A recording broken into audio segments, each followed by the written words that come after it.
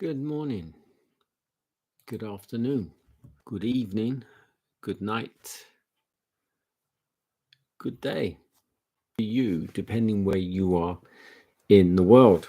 It's our nighttime devotion. We're reading from Lift Him Up, the devotional. The title today is Jesus, the Prince of Peace. The scripture reading is taken from Matthew 7, verse 12. Whatsoever ye would that men should do to you, do you even so to them.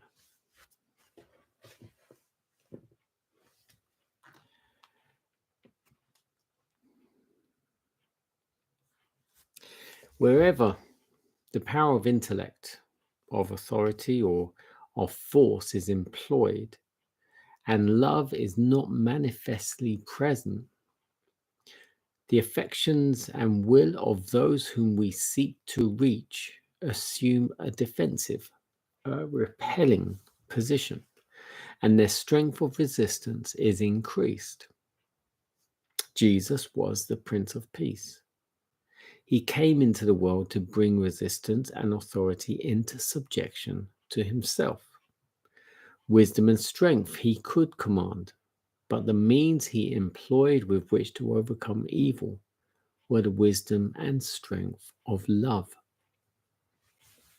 Whatsoever ye would that men should do to you, do ye even so to them. Blessed results would appear as the fruit of such a course. With what measure ye mete, it shall be measured to you again. Here are strong motives which should constrain us to love one another with a pure heart, fervently. Christ is our example. He went about doing good. He lived to bless others. Love beautified and ennobled all his actions. We're not commanded to do to ourselves what we wish others to do to us. We are to do unto others what we wish them to do to us under like circumstances. The measure we meet is always measured to us again. Pure love is simple in its operations and is distinct from any other principle of action.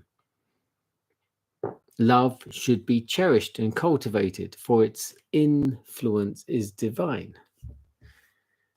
In Jesus, you may love with fervor, with earnestness. This love may increase in depth and expand without limit. Love to God will ensure love to your neighbor, and you will engage in the duties of life with a deep, unselfish interest.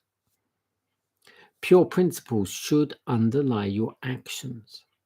Inward peace will bring even your thoughts into a healthful channel. Peace of mind, which comes from pure and holy motives and actions, will give free and vigorous spring to all the organs of the body. Inward peace and conscience void of offense toward God will quicken and invigorate the intellect like dew distilled upon the tender plants. The meditations are pleasing because they are sanctified. The serenity of mind which you may possess will bless all with whom you associate. This peace and calmness will, in time, become natural and will reflect its precious rays upon all around you to be again reflected upon you. The more you taste this heavenly peace and quietude of mind, the more it will increase. It is an animated, living pleasure which does not throw all the moral energies into a stupor, but awakens them to increased activity. Perfect peace is an attitude of heaven which angels possess.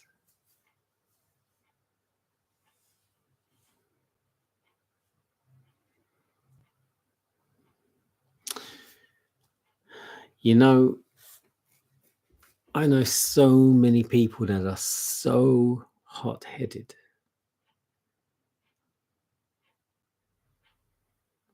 And I thank God that I'm not like that.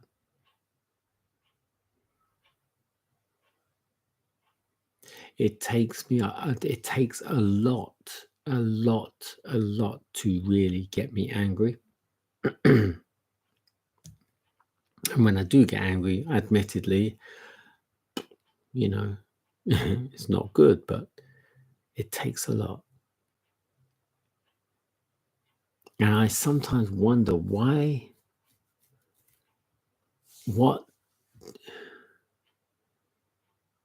the people that just get angry.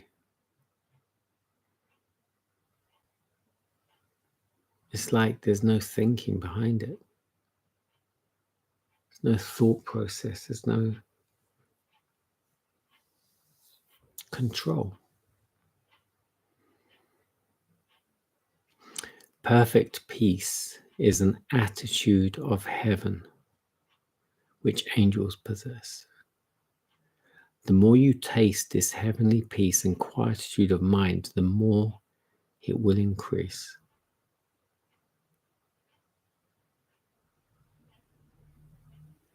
It's an animated, living pleasure which does not throw all the moral energies into a stupor, but awakens them to increased activity.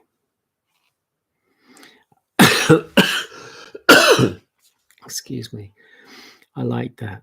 A living pleasure which does not throw all your moral energies into a stupor, meaning you keep control of your faculties.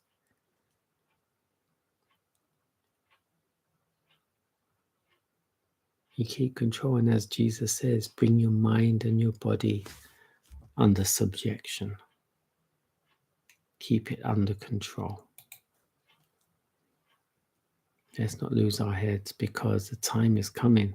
The time is coming where they will try to get to us.